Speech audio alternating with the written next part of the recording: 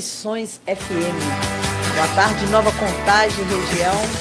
Boa tarde, Samuel. Boa tarde, os ouvintes da Rádio Missões FM. Começando então o podcast da Previna. E hoje um tema bacana, né? Boa tarde, Dr. Roberto Stahli. Muito obrigado por receber o nosso convite, né? Boa tarde. Estamos aí para prestar informações, novidades a respeito do tema proposto. E aí, hoje é um tema polêmico que nós começamos a falar para toda a região do fim do jejum. Gostaria que o senhor se apresentasse, doutor Roberto. O senhor que é nosso parceiro aqui em Nova Contagem, o senhor que está aqui com o laboratório Rojan, trazendo este equipamento, né, que é o equipamento que presta serviço à saúde. Gostaria que o senhor se apresentasse, por gentileza. Eu sou Roberto Stahli Tavares, minha formação profissional é farmacêutico bioquímico em 1972 pela Universidade Federal de Minas Gerais, portanto acabei de fazer 50 anos como profissional e sou proprietário do laboratório Rojan, que há 48 anos presta um atendimento laboratorial à população, bem como no entorno de Belo Horizonte e na região metropolitana. E fazemos a realização de toda a cadeia de exames que se faz necessário por solicitação médica. Doutor Roberto, eu gostaria que o senhor contasse aqui para os nossos ouvintes, né? A gente quer mandar um abraço aqui para a equipe da Previna, que está ali na rua Retiro dos Imigrantes, né? Tem uma turma boa ali, trabalhando, prestando serviço aqui na área de saúde. E eu gostaria que o senhor contasse um pouco para a gente dessa trajetória, essa experiência do grande bioquímico que o senhor é, desses 50 anos de trabalho, que o senhor pudesse falar um pouquinho para a gente, para que os nossos ouvintes da Rádio Missões 93.3 FM conhecessem essa jornada de experiência. Eu comecei muito cedo, realmente, ainda aluno da escola, eu já comecei a fazer estágio no antigo Hospital Santa Mônica de Belo Horizonte, que hoje é chamado Hospital Belo Horizonte. Então, naquela época, não existia SUS, existia dois serviços grandes da cidade, que era a Santa Casa de Misericórdia, que até hoje mantém aí... Presta um serviço de qualidade, né? De excelência em termos de qualidade. E tinha o Hospital Santa Mônica, que também mais dirigido ali para a região norte. Então ali eu tive um aprendizado. Quantas vezes eu entrei em plantão 7 horas da noite na sexta-feira e só saí na segunda-feira de manhã para ir para a faculdade. Porque naquela época os estágio era muito difícil. E o aprendizado, você não tinha remuneração, você não tinha nada. Igual hoje existem situações privilegiadas. Era mesmo você tinha que desdobrar, se doar. Com isso, realmente consegui como um acúmulo aí, né, de situações profissionais que me valeram muito para frente. E daí tive a ideia com mais duas pessoas à época, eram 2 sócios, e criamos o laboratório Rojan. Sim. E com isso a gente depois, no decorrer do tempo, principalmente depois quando começaram os convênios, depois de 94, que foi a grande época que apareceram os convênios, então aí começamos a criar uma situação de capilaridade, porque estava se passando por transformações muito grandes, onde cada região teria de ter o seu serviço próprio, sua farmácia, seu laboratório, sua rede de supermercado, açougue, e por aí vai. Então, dentro desse espírito, eu consegui fazer uma rede de capilaridade. Hoje, nós temos 22 unidades. Dentre elas, estamos aqui na Nova Contagem, nessa parceria com a Previna, já há alguns anos, e a gente vem prestando serviço, então, a essa população da região aqui de Nova Contagem. E a gente quer completar esse baluarte, né? Essa experiência dos 50 anos que a família Previna te dá os parabéns, né? De estar 50 anos trabalhando com esse vigor, gente, que o doutor Roberto, ele acorda cedo, ele dá uma cochiladinha na hora do almoço para poder restabelecer e vai até as 10 da noite trabalhando, né, doutor Roberto? O vigor dele, a gente quer seguir o seu exemplo dessa vitalidade em estar trabalhando. E a gente relembra aqui, doutor Roberto, eu também tenho 40 anos, esse ano eu faço 40 anos como especialista na área da saúde, e a gente lembra muito quando foi a virada do INAMPS para o SUS. Né? Nós auxiliamos, eu trabalhava na Assembleia Legislativa, na Comissão de Saúde, foi quando a gente foi implantar o SUS. Eu sou amante do SUS, não tem país nenhum um atendimento, né, doutor Roberto, de saúde com tratamento fora de domicílio, com internação, com média e alta complexidade, com consultas eletivas, né? Lamentavelmente, o poder público não sabe fazer a gestão do SUS, mas eu sou defensora do SUS e a gente lembra desse colapso, né? Não tinha vacuum time, né? Falando bem especificadamente, né, doutor? Era as agulhas e seringas mesmo para fazer os exames, né? Eu posso falar aí como testemunho. Eu trabalhei no Ministério da Saúde naquela época, era o INAMPS, e o laboratório central, ele era ali na rua Caetés, lá no centro da cidade. Ele dava a volta no quarteirão todo. Começávamos a atender por volta de 6 horas da manhã. A fila já se fazia desde a noite. Nós atendíamos uma média diária de 1.500 pessoas. Nossa. Então era uma dedicação, um amor, uma coisa mesmo impressionante. Agulhas, por exemplo, tinham que ser lavadas, antes de ser esterilizadas, você passava, limava elas para fazer ponta das agulhas. Que experiência, as seringas eram todas de vidro. Então era uma trabalheira muito grande e nós estávamos exatamente numa transformação que estava entrando uma era tecnológica dos aparelhos. E era uma dificuldade que ainda toda a parte mecânica, tudo ajuda, vinha de São Paulo. Então era uma loucura.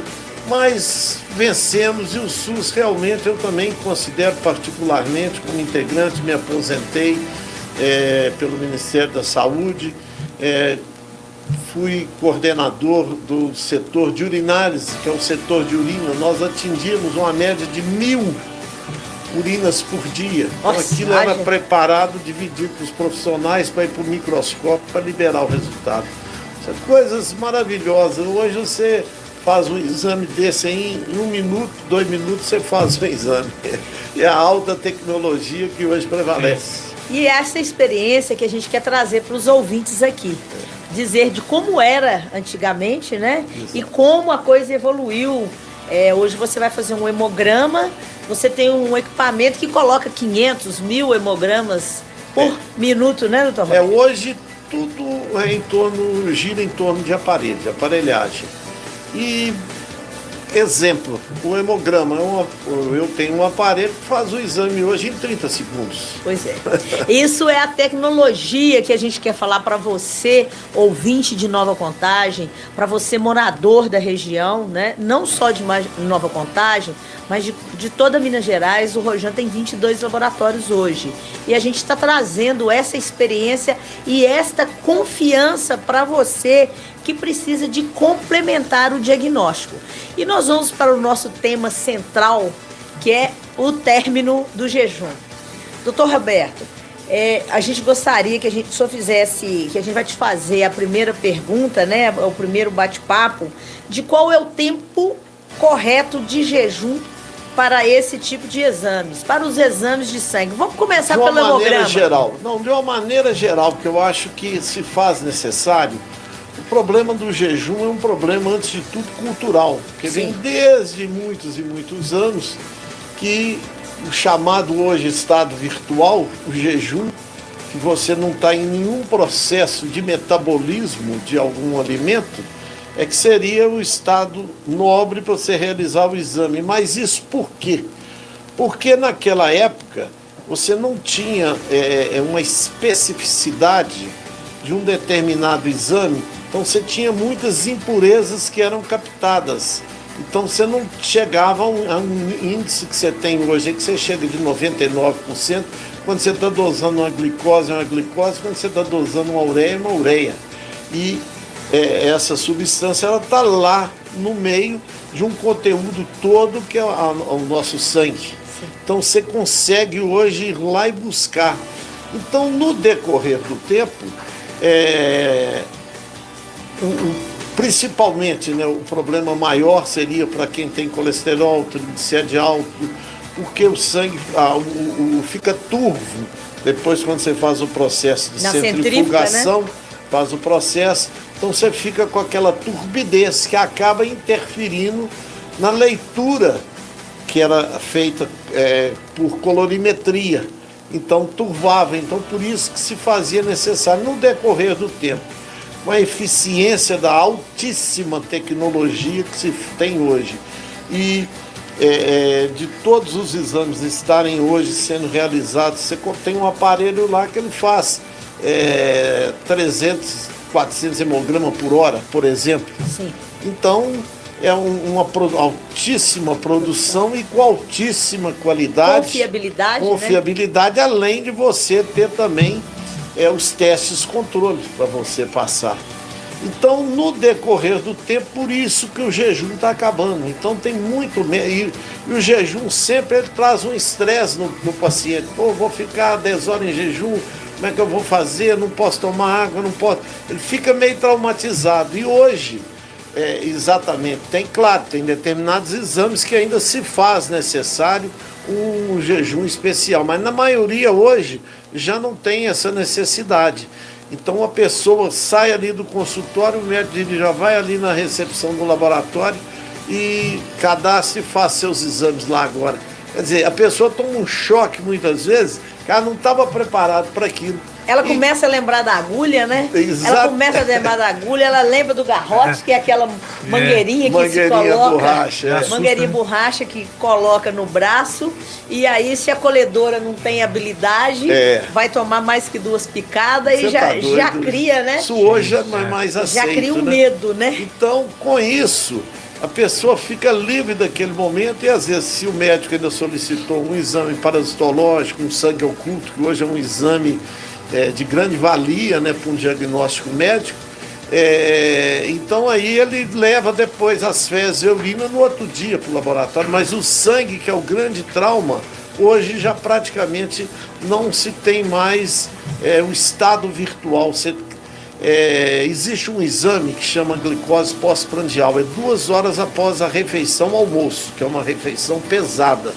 Então, o metabolismo, ele trabalha aí 2 horas. Então, depois do almoço, por exemplo, você almoçou meio-dia, se você quiser colher um exame 3 horas da tarde, pode tranquilamente fazer o exame, que já não vai ter interferência nenhuma no exame. Maravilha. De manhã cedo, você tomou um cafezinho, um biscoito, alguma coisa, até você chegar no laboratório, já processou todo o metabolismo, você pode colher.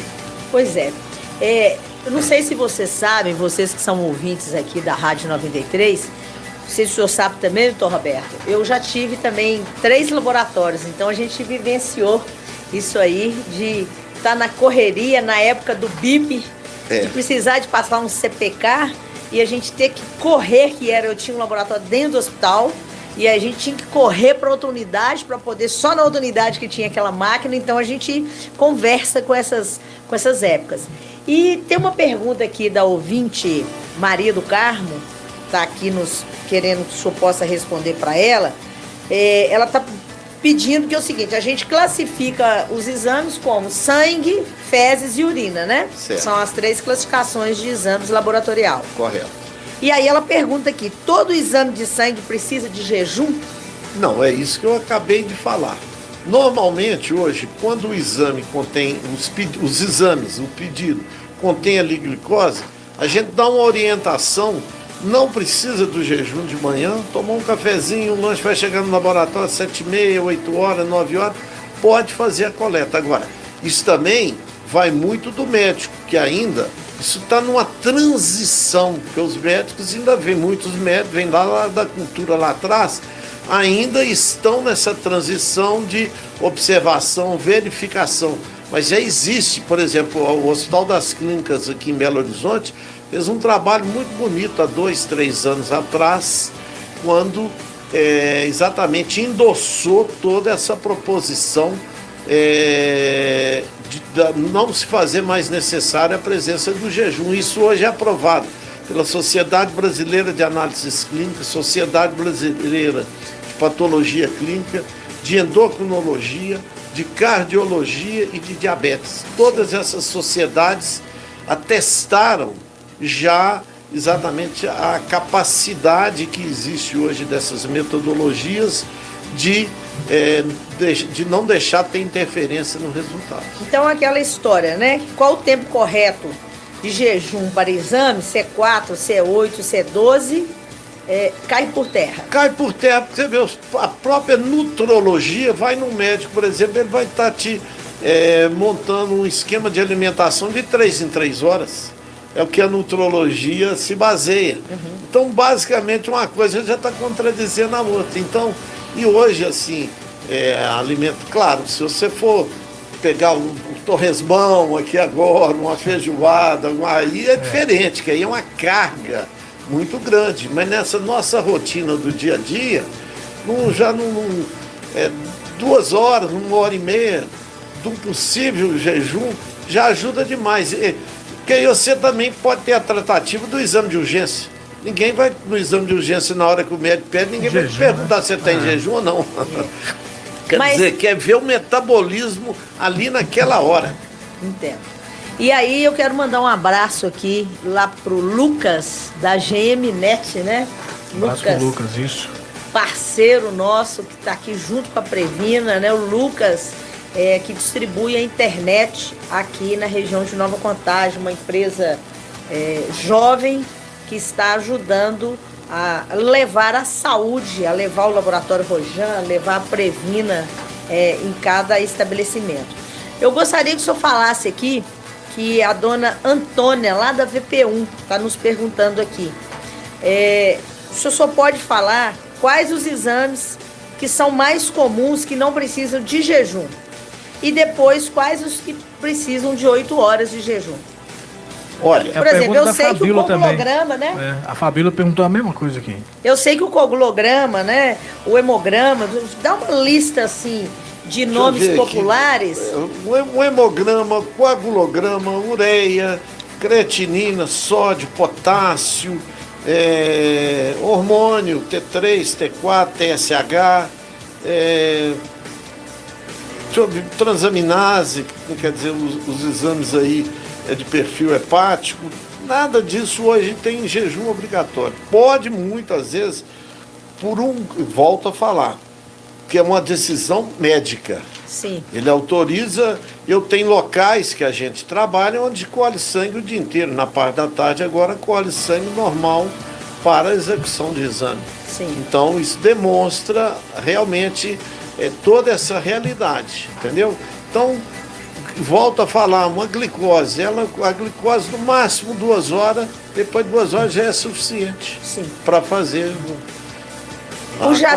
o Jaci, gente, lá da VL2, ele está aqui também fazendo uma pergunta do jejum de 8 horas. E aí ele pergunta para o senhor, a glicose e o ferro, ele precisa desse jejum de 8 horas? Não, o ferro não precisa de jejum nenhum. E a glicose, volto a falar, pós-almoço, eu preciso de um tempo médio de 2 horas, 2 horas e 30. Mas fora disso, já hoje cotado como normalizado para fazer a coleta. Não, maravilha. Eu queria também responder aqui, que o senhor pudesse dar o apoio ao Marco Túlio lá da Far Melhor. Um abraço aí para o André da Far Melhor, que também é parceiro da Previna, que está lá, o pessoal que precisar de comprar remédio, que for associado da Previna, tem uma atenção, né, da Far Melhor, tem um atendimento de excelência para que você possa ter esse apoio, né, que é cuidar do outro, né? Então a Far Melhor está aí com a equipe bem desenvolvida. E o Marco Túlio pergunta para a gente, água, bebida alcoólica e cigarros são permitidos? Olha, veja bem, o cigarro, teoricamente, é até uma situação bastante ultrapassada. A nicotina tem muita interferência exatamente em todo o organismo. A bebida alcoólica se faz necessário 3 dias de interrupção, 72 horas. Olha, um tempo... Dado importante aí, ouvintes. É um dado importante por causa da quantidade de álcool que fica circulando, né? Porque a degradação do álcool, ele vai acontecendo durante bastante tempo, entendeu? Você vê que tanto no exame do bafômetro aí, como menos de 8 horas, você precisa ser pego mesmo, entendeu? E a intensidade que fica dentro do organismo não pode ser o ideal para fazer esse exame. Então, água, uma quantidade de água para ser ingerida, mas numa quantidade só de satisfazer uma vontade, não também de tomar um excesso de água. Então, gente, para não haver diluição. A gente precisa de colocar aqui atenção, né, com relação à bebida alcoólica, né, gente? Para fazer o exame, ele interfere no resultado do exame, né? Porque eu sempre falo com as pessoas, como a gente é especialista na área de assistência à saúde, a gente sempre fala o seguinte: o médico, ele não descobre o que o paciente tem. O médico, ele precisa de 2 assuntos: anamnese, né? Que é ele poder estar entendendo qual foi a causa, né? Qual foi o comportamento do paciente, o que ele comeu, o que ele bebeu, se ele correu, se o batimento cardíaco dele está normal, e os exames complementares. Em cima dessas 2 posições que o médico te dá um diagnóstico. Correto. Então, se você toma uma bebida alcoólica e vai fazer um exame, você está colocando em risco o diagnóstico que o profissional de saúde vai te dar. Exatamente. Não é verdade? Tem muita gente que falseia, né? Não fala a verdade. Sim.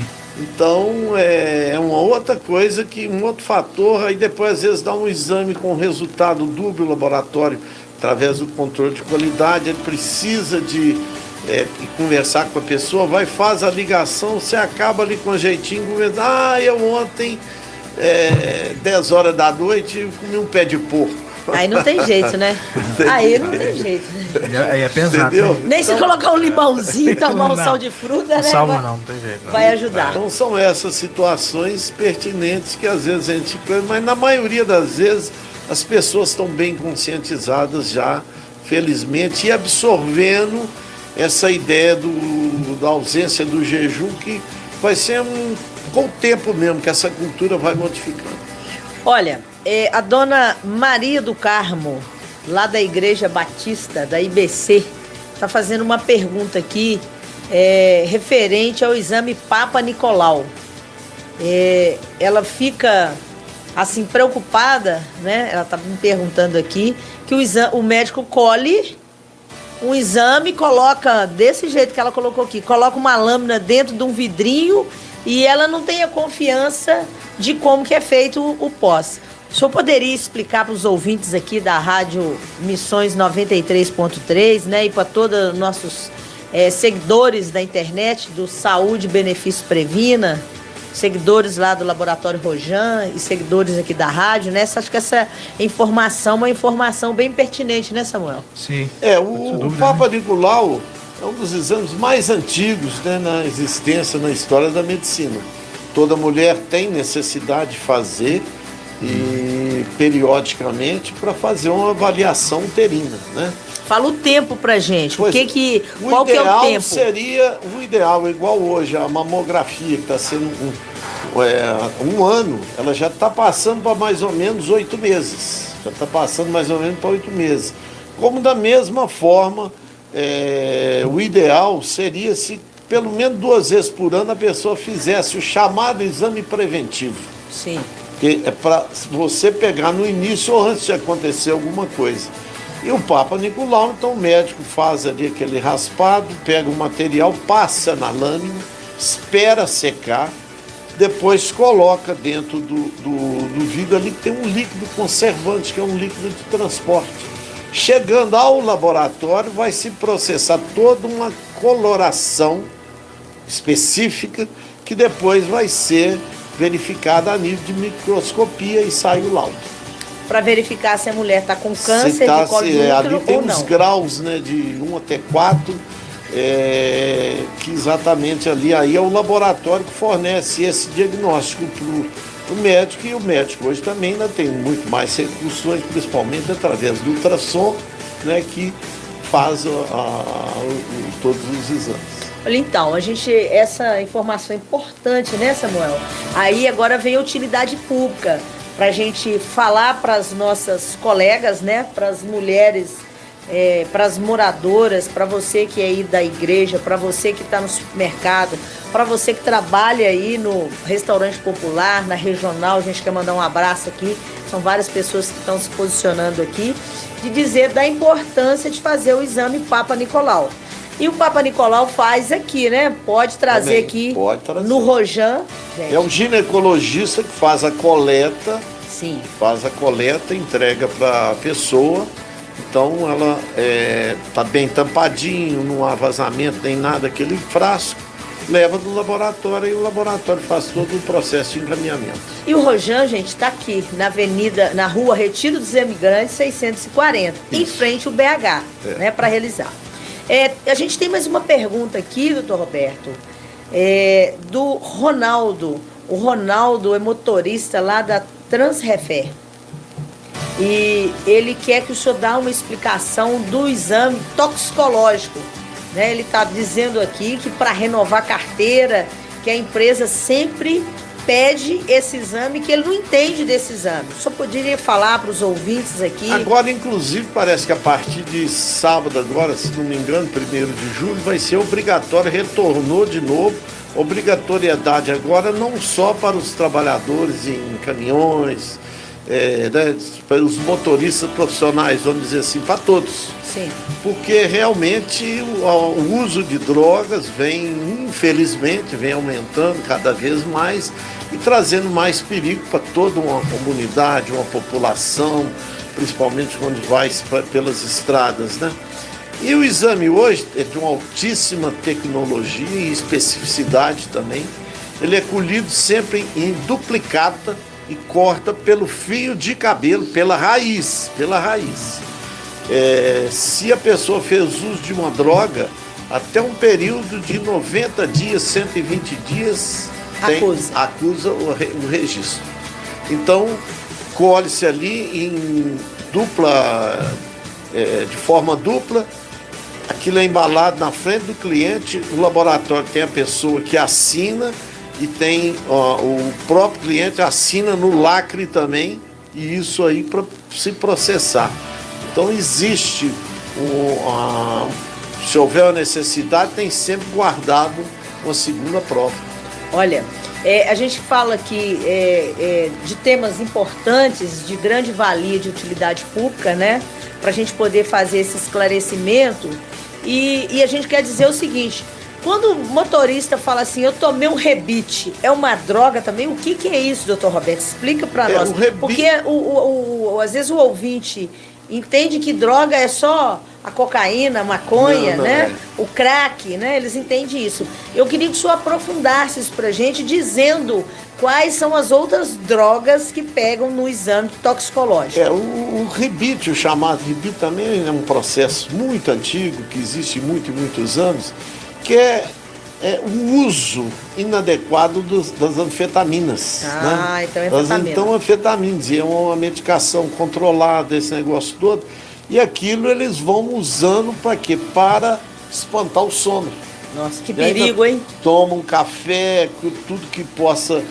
Então tem hora que aquilo vai numa quantidade excessiva que a pessoa se perde o controle. É uma coisa simples a interpretação do negócio. Quer dizer, a pessoa vai tomando e cada dia o organismo vai pedindo mais, aí ele vai aumentando.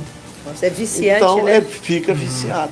E aí, com esse exame de toxicológico, ele pega anfetamina também? Pega tudo aí, faz a... Então, hoje, eu vejo isso de uma maneira muito oportuna, que é uma maneira de tentar bloquear o avanço da droga, que hoje é uma coisa, né, monstruosa nesse nosso Brasil.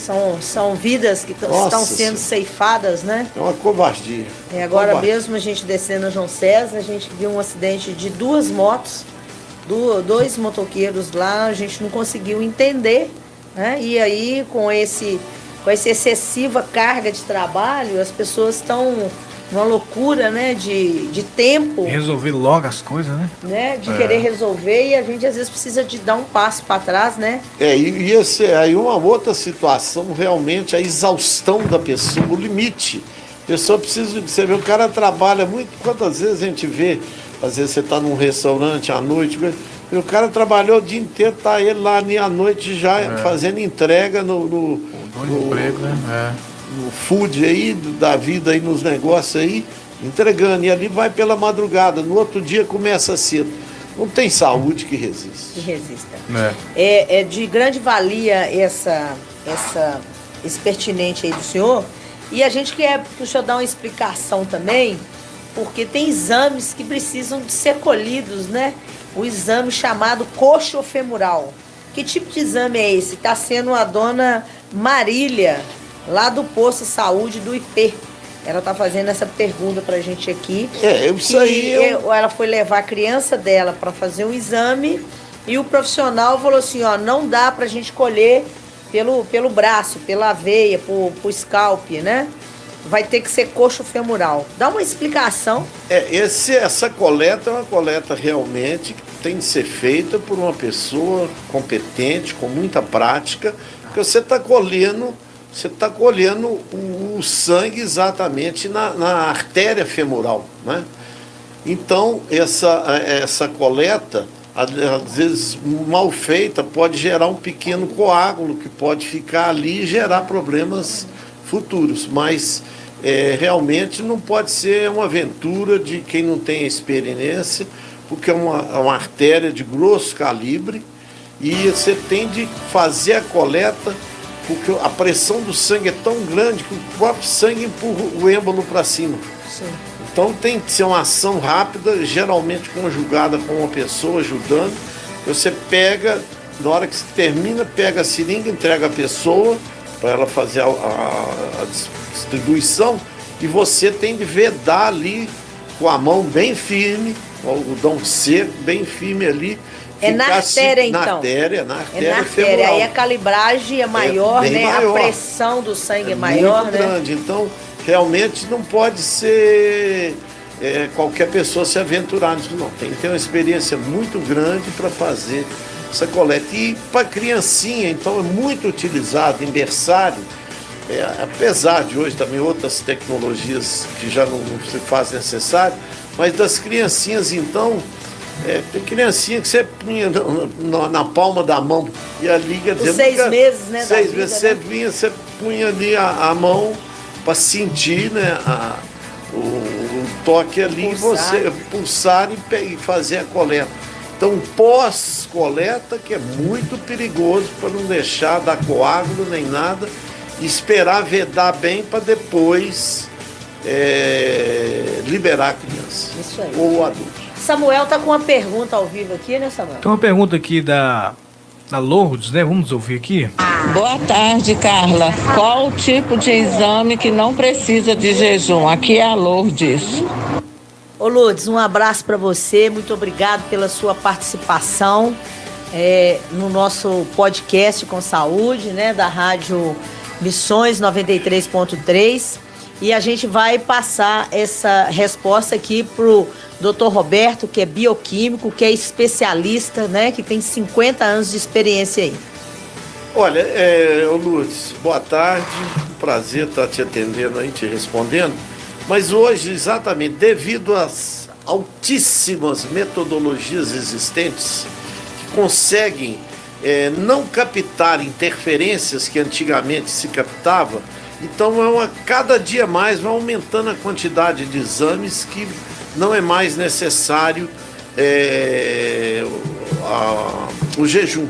Nominando para você, então eu posso te falar um hemograma, um coagulograma, um TSH, transaminases, que são perfil hepático, creatinina, ureia, ácido úrico, potássio, sódio, cloreto, é uma quantidade muito grande.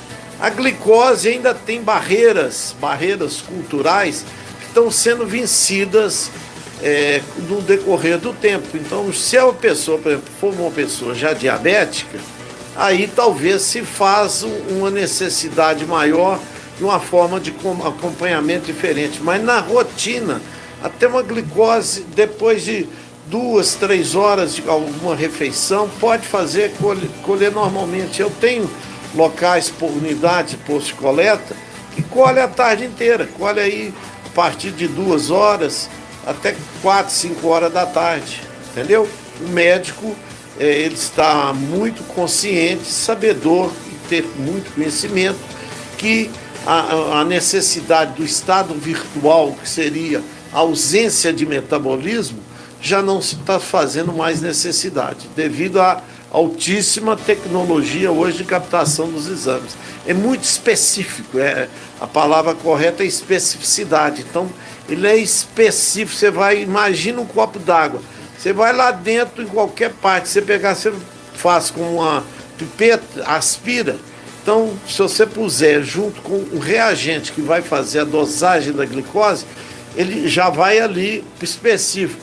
Se aquele mesmo material você colocar no reagente de ureia, ele dá as dosagens, entendeu?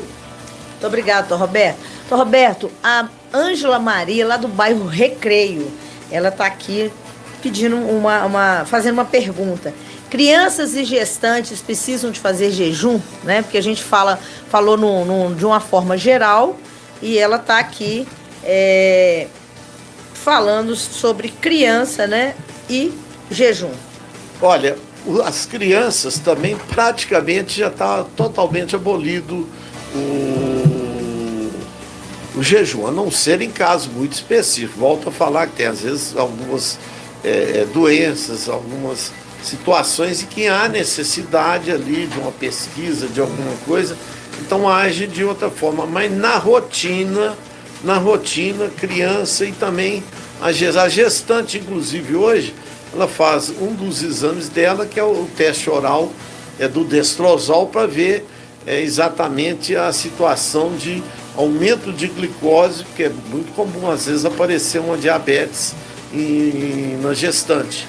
Então, um dos exames que ela inclusive vai fazer é o teste do destrozol para fazer essa avaliação. Mas normalmente também já não se está mais solicitando, obrigando o jejum. Agora, o senhor Antônio, lá da Vila Esperança, ele está querendo aqui saber, perguntar para o senhor, doutor Roberto, a diferença, né, a gente passando para o quadro de urina, né, que é uma outra linha, qual que é a diferença de urina rotina e de urocultura?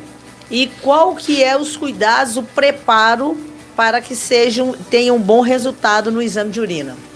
Bom, existe aí uma colocação em termos de mulher e de homem. Vamos começar pelo homem.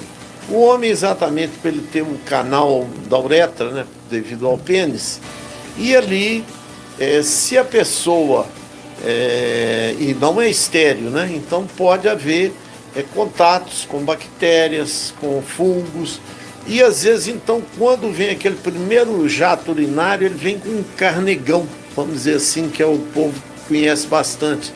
Então, geralmente, aí você colhe, para fazer uma avaliação renal, você colhe o jato médio, do jato médio para o final, que aí já vem uma urina que veio limpando todo o canal. Agora, quando você quer ver, às vezes está com uma suspeita de uma uretrite, alguma coisa, aí você já vai trabalhar com a urina de primeiro jato, que é aquela urina só que lavou o canal. E aí depois você vai centrifugar e separar aquele material para fazer o trabalho de pesquisa dos exames.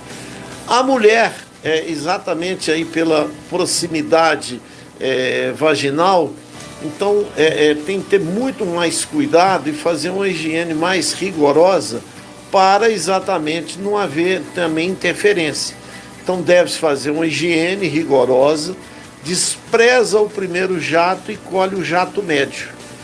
E esse material, geralmente, sendo bem colhido, ele serve tanto para fazer, e num frasco também adequado de laboratório. Limpo, né? Frasco virgem, né, limpo, doutor? adequado de laboratório, pode servir para urina rotina e para a cultura. Sim, maravilha. Respondido, doutor. Agora a gente está aqui com o Roberto. O Roberto está fazendo a pergunta referente a exame de fezes, né? Para o senhor poder responder o que pode acontecer, qual o diagnóstico, quais as doenças, né? Ele pergunta aqui, a solitária pode descobrir no exame de fezes, né? A gente queria que o senhor falasse para os nossos ouvintes referente ao exame de fezes, que é um exame doloroso, né? Um exame chato, né? De se colher. O exame de fezes é um exame, né? Também vem de séculos aí. A história dele é o seguinte, e hoje já tem um exame mais importante que é feito nas fezes, que é o chamado sangue oculto.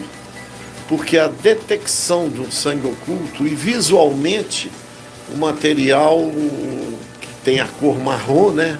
As fezes, o bolo fecal tem a marrom, ele fica preto. Por quê? Pelo sangue que às vezes vazou de um pólipo, alguma situação que a pessoa está tendo no intestino, e esse sangue ele degrada, as hemácias arrebenta e dá essa coloração que fica o material preto. E hoje tem exame específico, praticamente todos os médicos passaram a adotar numa rotina preventiva, solicita o exame do sangue oculto.